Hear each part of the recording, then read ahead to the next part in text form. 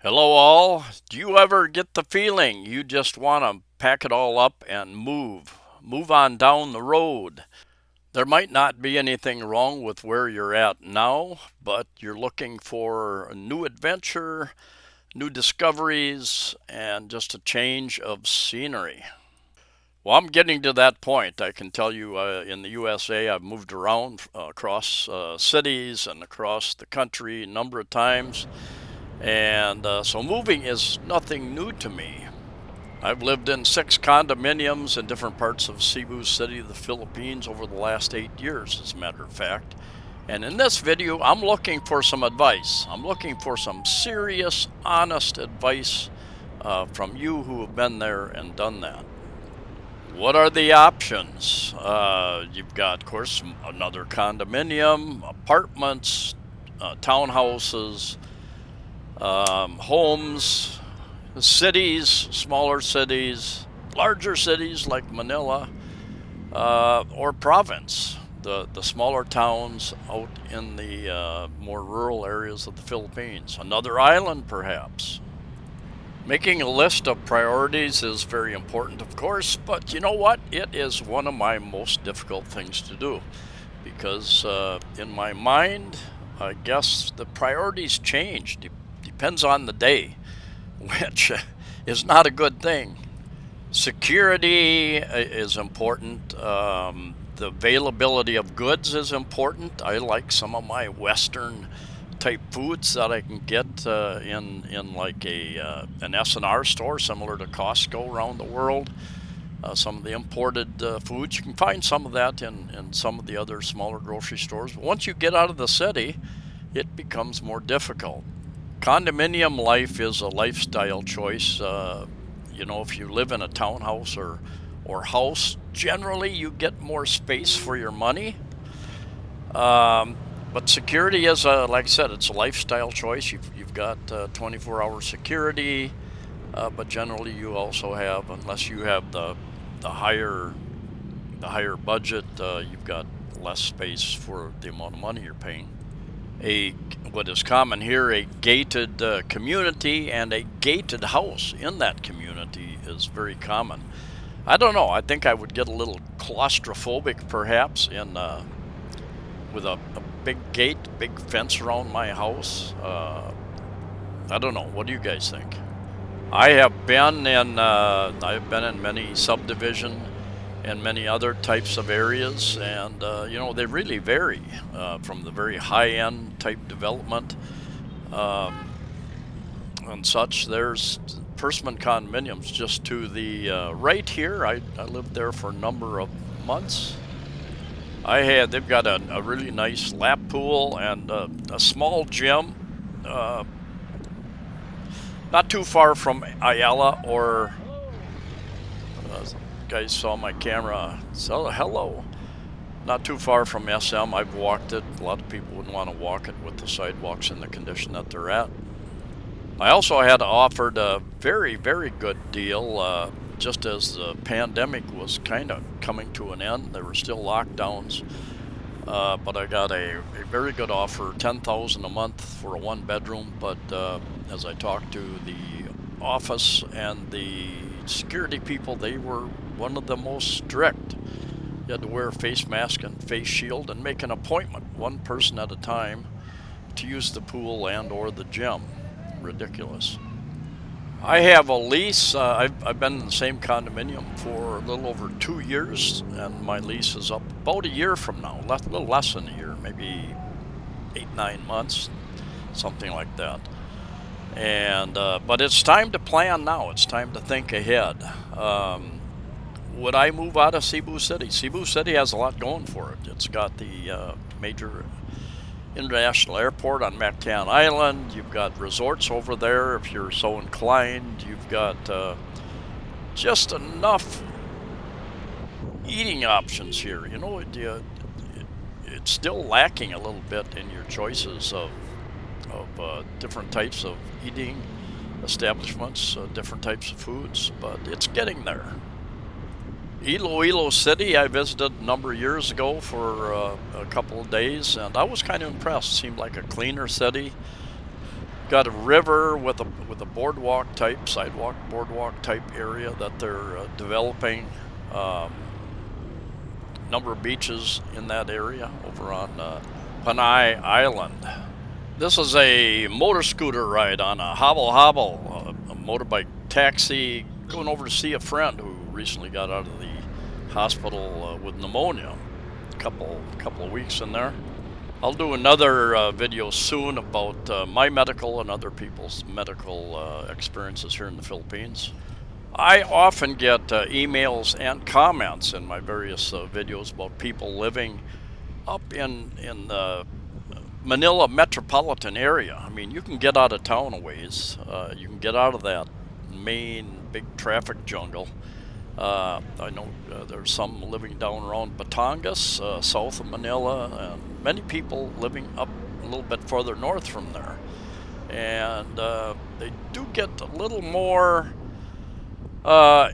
influence and effects from typhoons that come through that area. Fewer typhoons come through the Visayas, the central area of the Philippines, going north and south. So typhoons and earthquakes are on my list of risk priorities. I would say the Visayas, in particular, the central Visayas, the central part. The Visayas are you got Luzon, which is the big northern island. You got Mindanao, which is the large southern island, and in the middle, all those islands basically are the Visayas.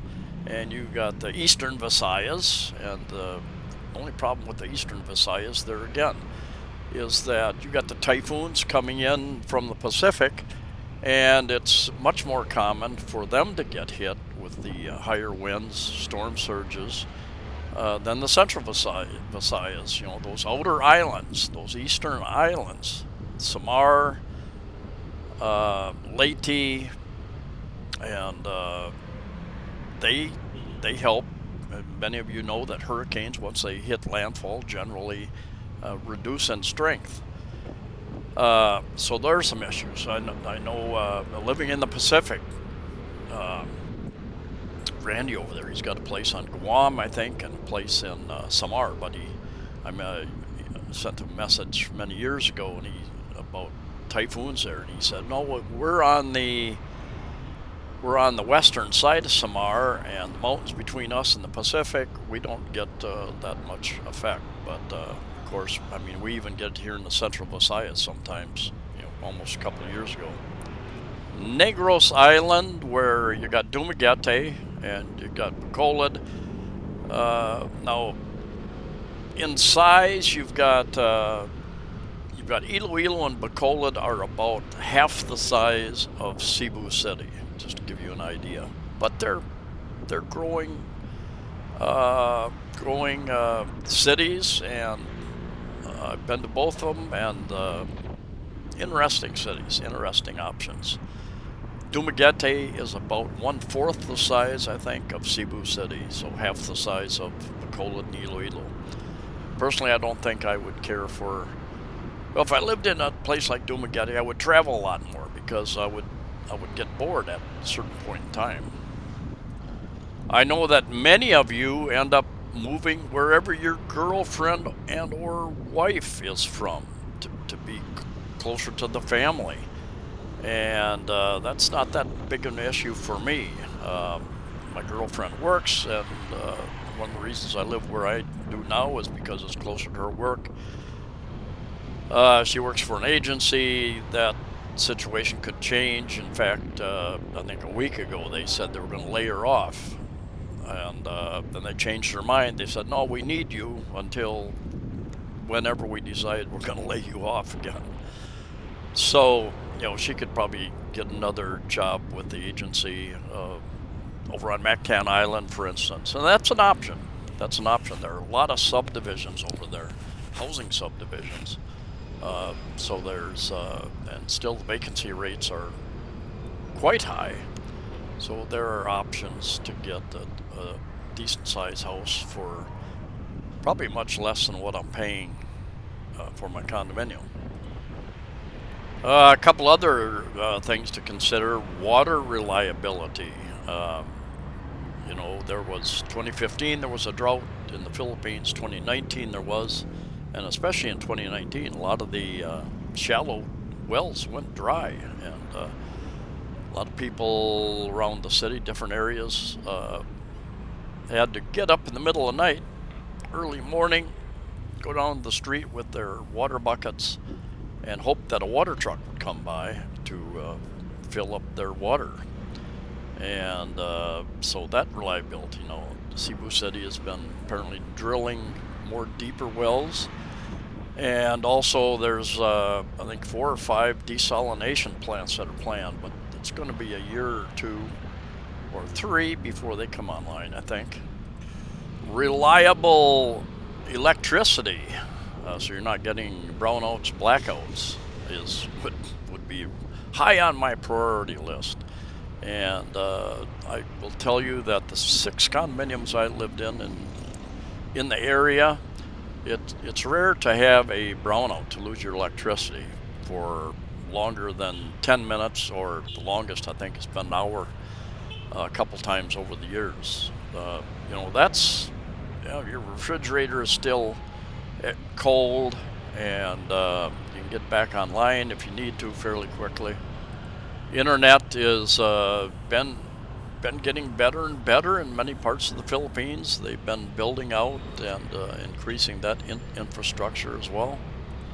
I have lived in large cities. I lived in Los Angeles a couple of years, 2 large, Minneapolis, Minnesota, lived in Las Vegas, Nevada, lived in Phoenix, Arizona. I'm not a gambler, but I lived there. It's just another town with opportunities. In my case, had a friend that lived up there. He invited me to stay on a vacation, and I ended up staying, getting a job up there. And then I ended up running my noise control business out of that area also, and doing noise control from Texas all the way over to California. So anyway, I'm looking for some insights and good information from many of you who have traveled various parts of the Philippines. It will be real interesting to hear from you. Get some ideas. Languages in different islands, that changes in different regions as well. I'm learning a little bit of Tagalog, Filipino, Bisaya, but that's not the biggest problem. Anyway, thanks for watching, and we'll see you next time.